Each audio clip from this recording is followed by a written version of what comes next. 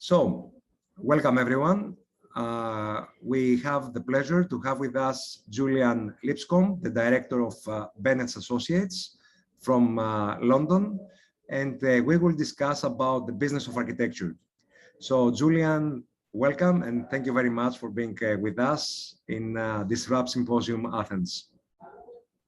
Vasilios and everybody in the audience, thank you so much for having me. My sincere apologies that I can't be there in person, but it's great to be a part of this. Thank you for the invite. It's a pleasure. So we have a very unique succession model in the company. It's an employee-owned trusts. So the employees own the company. Can you talk to us a little bit about that? Sure.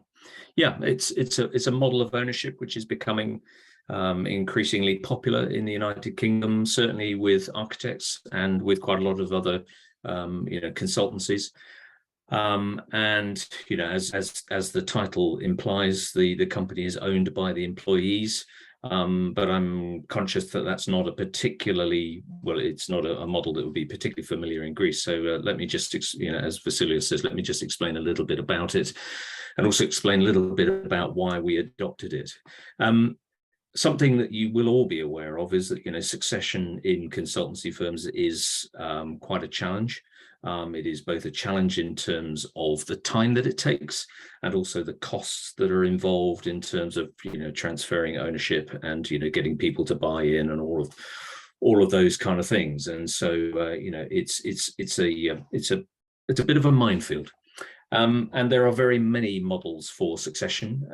And so we felt that EOT, as we call it, the acronym, was the right route for us to go down. And, there are a number of reasons for that. So the model that we had beforehand was we were a limited company.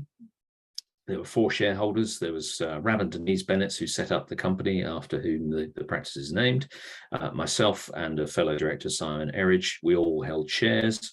And we were looking particularly at the succession from Rab and Denise, who were, wanting to pull back from frontline ownership and involvement in the running of the business.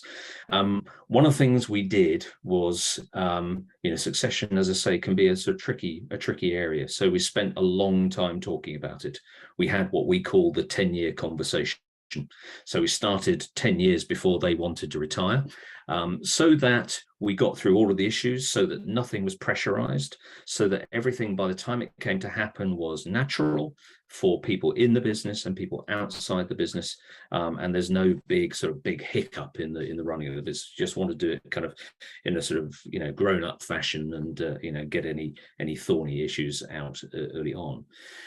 So when we started looking at the different models, as I say, a lot of the models were very time consuming, involving lots of legalities, and then a process of, with lots of expenditure, either people buying into the company or the company giving people, exceptional bonuses to gain ownership of parts of the company. And, whilst that might have been affordable and achievable with this particular iteration, it was something that we would then have to repeat when I look to retire in about 7 or 8 years' time, and then the next director and the next director and the next director. And it just seemed to us to be something that would go on and on and on. And also, in the world of architecture, it was proving quite difficult, to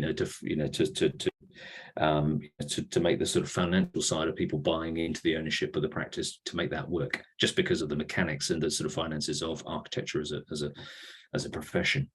And so we homed in on the employee-owned trust model because it enabled us to make the transition once and make it once only, deal with everything in that way. But also at the very heart of it, that it has it's an ethical operational model, and that sits very well with who we are as a business, our values, how they always have been. And so we looked down the kind of list of criteria for an employee-owned trust, and we ticked nearly every one of those boxes. There were only a few things that we had to adjust. And we all collectively felt that that was the right thing to do. So myself and Simon, my fellow director, with Rab and Denise, we had conversations. We have 2 other directors who are non-shareholding, Peter and James. So we talked to them as well. And it just made sense to us all. and we all felt comfortable that we were going to get out of it what we needed. So that was sort of the mechanics of the process. Ramsdenese also wanted to be sure that the practice that they had founded 30 plus years ago would remain holding true to the values and to being privately owned rather than being sold off at any point in the future. So that's the point that we got to with the decision making. We then did consultation with the practice, and we talked to them about what we thought that the pluses were, and then we went through a process of transferring ownership, and so our shares were sold back to the practice, and then now the practice is owned by the employees. So everybody effectively has a sort of share of the business. They don't have a share certificate or anything like that, but they have a the kind of sense that they are part of the running of the business. And so we, in terms of our operational model now, we still have a board of directors. The board of directors still run the company, but we also have a board of trustees. And the board of trustees, they oversee, they represent the employees. And so there's about 7 of them. They are from all levels of the practice. So there's a member of management there, right the way through to, we tend to limit it. You need to have been at the practice for 2 years before you can be on the EOT trustees board. And we meet them quarterly. We report to them. So the board of directors, we share information about the running of the business in terms of how things are going, how the future is looking, and we get their views and their opinions on that, and we put that into the decision making. As I say, we still make the decisions, we still call the shots, but we have them as a sort of sounding board. We also have a non-executive director as part of that, which is really interesting, having somebody from outside our business to give a view from the world of business, and some different thoughts and some just a difference of opinion, which is really healthy. The EOT trustees, they then hold meetings with the staff. There's one in fact happening now as I speak to you as we're recording this. So they consult with the staff regularly. The staff will be invited to put in questions and to be given information, and then the EOT then bring that back to us when we meet them on a quarterly basis. We share the financial performance of the business with the employees, so they know what is happening, and that's good when things are good. It's also kind of helpful when things are not looking quite so good, that they can start to get a sense of the pressures that the business is under. And so, when it comes to discussions about salaries, it's a very open discussion. You will know from the last financial report that you had that, things are tough in the British economy. We, blah, blah, blah, blah, blah. And so it's a way of just sort of, rounding out that discussion and making people feel that they are being treated responsibly. In terms of, what are the pluses? The pluses are employee engagement. They were always engaged before, and we didn't need to do this to engage the employees. They always were, but there is just a degree more engagement. They are, the sort of passion with which they, act on behalf of the business. They now understand that they have a direct impact in terms of the running of the business. I think they talk very proudly to, their peers in other organizations about the way the thing works. We find that it works from a recruitment point of view, and we're in a recruitment phase at the moment. People are very attracted by the idea of an EOT. When the financial performance of the business is sufficiently good, we then give a bonus, which is calculated through a formula and as a sort of guaranteed thing when we hit a certain level of profitability. That's very healthy. Are there minuses? There's a bit more administration involved. The reporting to the trustees just takes that bit of extra time, but I think you can actually even turn that round into a positive, because I think it's just a healthy thing to do, and we have a few more sort of checks and balances in place and a few more opinions coming into our decision making. So I think overwhelmingly it's been a really good thing. Super. So very, very useful insight on this method, on this system. So running a practice in the post-COVID, how challenging is it? I'm sure we're all feeling the effects of this. You know, but be it architectural practice, any business in the world is finding the effects of that. Yeah, it's, well, you know, we for us all, it has been a tough time, and it's been, you know, so there've been huge challenges to overcome. There are definitely some silver linings to the cloud in terms of the way that we operate now. For example, this week in the United Kingdom, we have major travel disruption.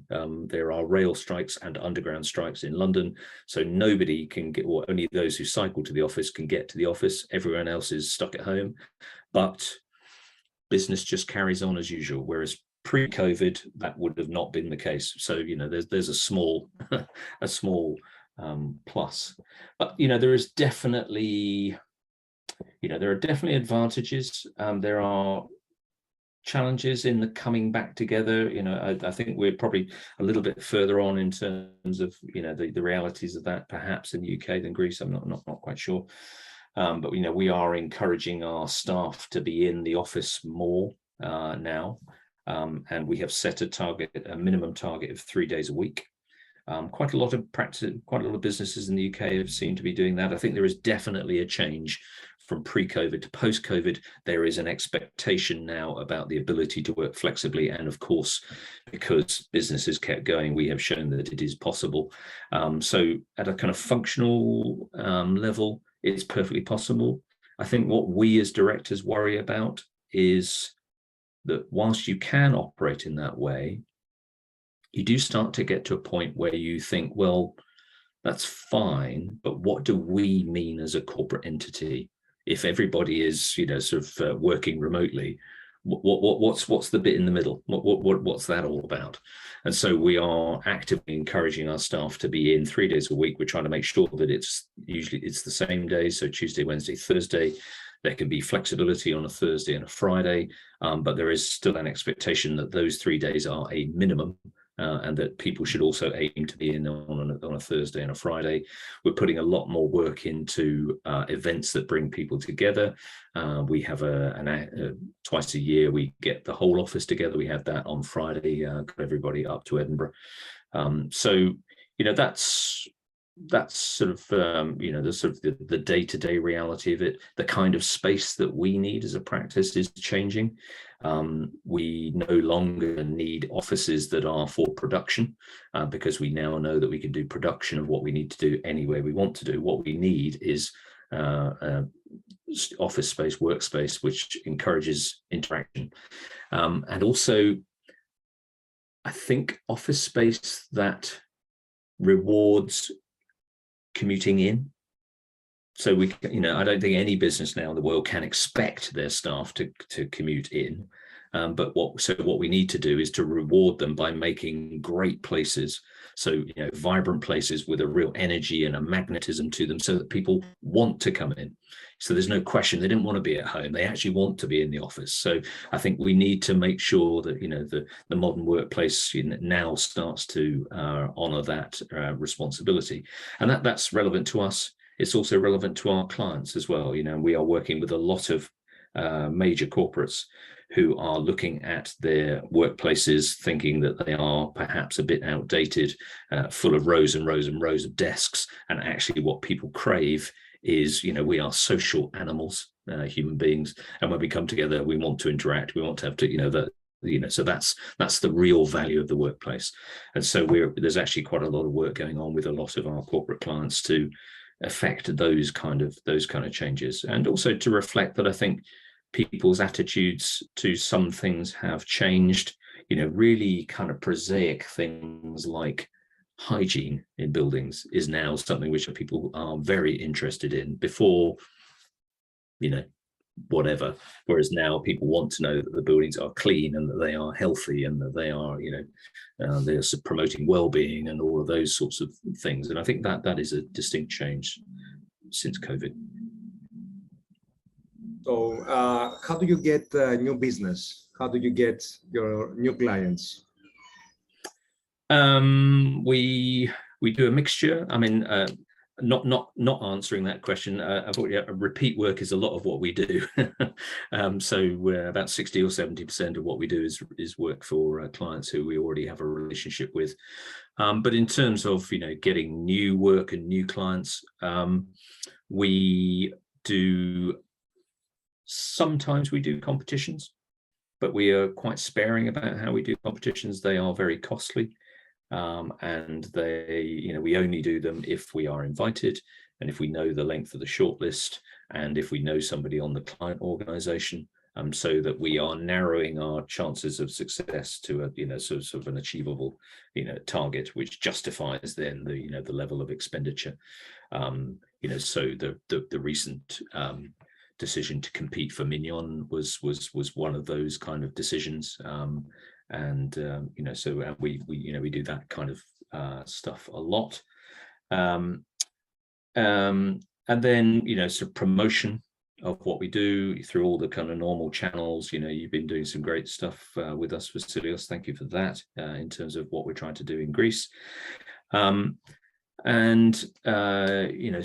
I think at the moment as well, there is such a big focus on the climate emergency and sustainability, and that's something that we as a practice have been known for the last 30 years.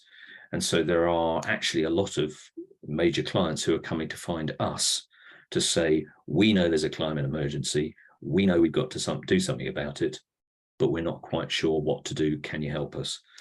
So we're actually talking to a number of clients who want to either look at a specific building or to look at a portfolio of buildings to see what they can do, how they can move that stock forward to where it needs to be and can be rationalized. So that, as I said, there's quite a lot of work coming in through that channel at the moment. How does this climate emergency impacting you as a business? Well, as I say, we've been in the forefront of sustainable design and practice for the last 30 years. Rab, who set the practice up, had been sort of active in that world, even before sustainability was the term that it is, the ubiquitous term that it is now. How is it directing and affecting us now? Well, in two ways. In terms of how we operate and in terms of how our, the kind of work that we do with our clients. In terms of how we operate, we were the first architect in the world to sign up to the UN Scheme for Science-Based Targets, which was a set of criteria by which we measure our performance. And what we are engaged in is a kind of step-down process of reducing our operational carbon, and also to look at schemes by which we can deal with any sort of residual that as we're stepping down, we obviously at the moment we would need to offset any gap between that and the ultimate target that we've set. What we're doing at the moment this year is we're looking at, offsetting is a bit of a fig leaf. It means that we still do what we do, but we require somebody else to do less of what they do. And what we are doing this year for the first time, we're doing 50% offsetting and 50% removal. So funding schemes that actually remove the carbon that we have created out of the atmosphere. And there are a number of schemes which are starting to emerge that do that, and we're really very excited about that. So we are very careful about things like air travel, about things like the kind of work that we take on. We will tend not to work for airports. We will tend not to work for companies who are heavily invested in fossil fuels and things like that. So we're very careful about our decision-making processes. And we are also careful internally about what we do through to what kind of food we serve at company events, what kind of milk we put in our coffee. So oat milk, not dairy, all of those kind of things. So it goes right from the big issues through to the little issues. And of course, that's what we all have to do. Something else we do as a business is we require all of our staff to measure their personal carbon footprint. So one of my colleagues developed a very clever piece of Excel software, which means you can put in lots of things about how you live your life, what sort of house you live in, what sort of how many flights you go on, how much red meat you eat, all those kind of things. And out of that, you get a score at the end of it. And I think for last year, my score was 7.8, and on tons of carbon. And on top of that, you put a UK boast load of 2.8. So it's just nudging in under around the 10-ish mark. And an average UK citizen is 13. But I know that, or we know that as a society in the United Kingdom, we've got to get that 13 or 10 down to 3 by the end of the decade if we are to avoid a climate emergency. And so that is useful to have a metric. It's also pretty sobering as well, because the score mine that was 7.8 was during last year when we were still locked down and not going anywhere and not doing anything and not seeing anyone. None of us want a world like that, but we do have to kind of square the circle in terms of how we live a much more responsible lifestyle within those terms. So that's the kind of stuff that we practice what we preach as a business. And then in terms of our work with our clients,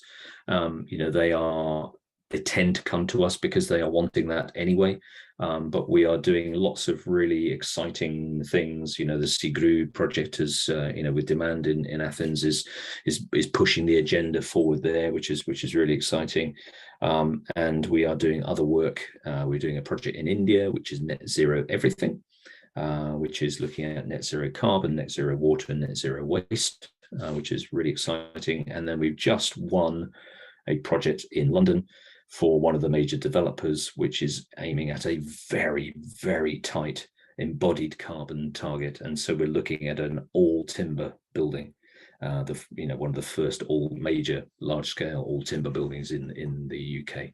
So that's the sort of range of things that we're doing.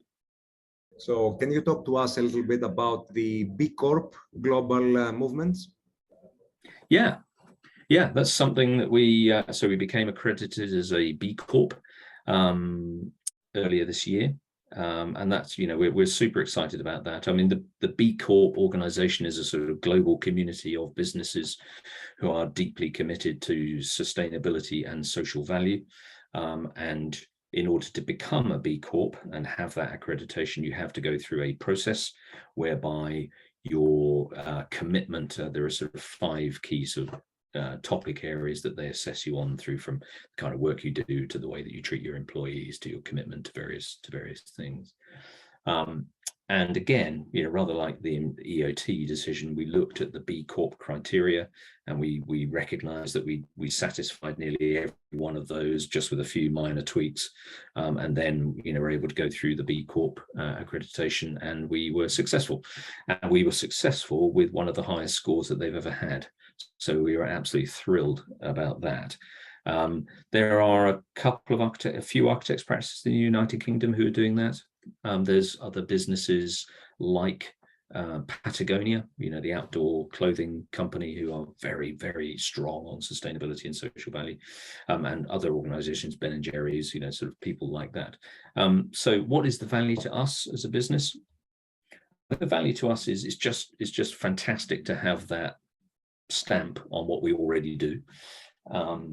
There is a lot to learn from those other businesses, those other partners, and there is a sort of an internal, sort of conversation, which once you're a part of that community, you can be a party to that conversation. And there are lots of interesting things that one can start to learn about how they're running their business that can impact our business, what we're doing that can help them. There's possibly some architectural work coming out of it, potentially, but the overall thing is to be seen to be part of that community. And again, rather like the EOT, that's at one level, and other levels, for new staff, for the younger generation who are very switched on to the planet that they are going to inherit, to go and work for a company who is visibly and demonstrably doing the right thing in terms of the planet, but also in terms of social value, and sort of creating schemes that have the greatest possible benefit for the localities within which they are going to sit. That really catches the eye of the younger members of staff, and a number of people have mentioned that as a reason why they want to work for us. So it's gratifying in all sorts of ways. Yes, and now we go to our last question. I would like you to describe us a little bit your experience working and building in Greece, your relationship, I mean, with demand, working with a leading development company with a very green profile and culture, and also to tell me how important is perhaps Greece for you, and of course other markets now after the Brexit. Yeah, I mean our working. I'll try and remember all aspects of that question. I mean, our work in Athens and Greece. Well, Athens specifically. Hopefully, more. Expand thereafter. It's been a joy, and I mean that genuinely. It's been absolutely delightful to work there for all sorts of reasons. It's amazing to work in a different culture and a different climate, particularly where we are interested in sustainability. One of the main reasons why I wanted to work in Athens was to be challenged. Having spent a career sort of getting to grips with the climate in northern Europe, in a wet, soggy island in the North Atlantic, to then go to the Mediterranean and to work with a glorious climate, and the challenges that creates. That's been extraordinary. It's still a thrill to me. It's commonplace to you guys, I know, but to see the Acropolis out of the windows of the building that I've helped create just gives me a massive thrill. And Demand have been brilliant to work with. Really enlightened, really committed client. Obviously going places. The company is doing well, and Sigru is I think is a landmark project for them. So to be given the privilege of helping them create that, that's been wonderful. But I think maybe it's my age, Vasilios, but the more I get on in my career, yes, the projects are important. Yes, the opportunities are important, but it's relationships that really matter to me more and more and more. And the thing that I like most about the time spent working in Greece is the relationships that I formed with the likes of you and with the people at Demand and the people, other clients and people that we've been getting to know. We have been welcomed with open arms, and that's fantastic. But I have always been very clear to say, I am not here to pontificate as some kind of architect from London who thinks he knows it all. I don't. There's quite a lot that I do know, but there's stuff that I definitely don't know. And there's a lot of stuff that you guys know that I don't know. But what I would like, what I'm interested in is us all working together, particularly when it comes to the climate emergency, because the climate emergency is a global problem. And it needs the best brains globally to come together to try and resolve it. And so if we can bring what we know and combine it with what you know, then together we can help Greece, make some big strides forward in sustainability. And I think, there is definitely a momentum building in that area. So, as I say, that's been my attitude when I've come there. I've been met with a kind of, with a welcome. We have been met with a welcome, and it's something we are intensely proud of the fact that we're operating in your wonderful city, and we would like to do more. Oh, thank you very much, Julian. Thank you for being here with us today, recording this podcast. How to say that? So thank you very much for your time, and I hope to see you soon in Athens. I know that you are traveling quite often now, and you are having some new projects that you are working on that you cannot tell us, of course. And I wish you luck to your new endeavors in our region, and hope to meet soon in person. I hope to get back there very soon indeed. I love coming to Athens, so I will be there as soon as I can be. And have a wonderful rest of conference. Perfect. Thank you very much. Thank you. Thank you very much. Yes. Bye-bye. Bye-bye.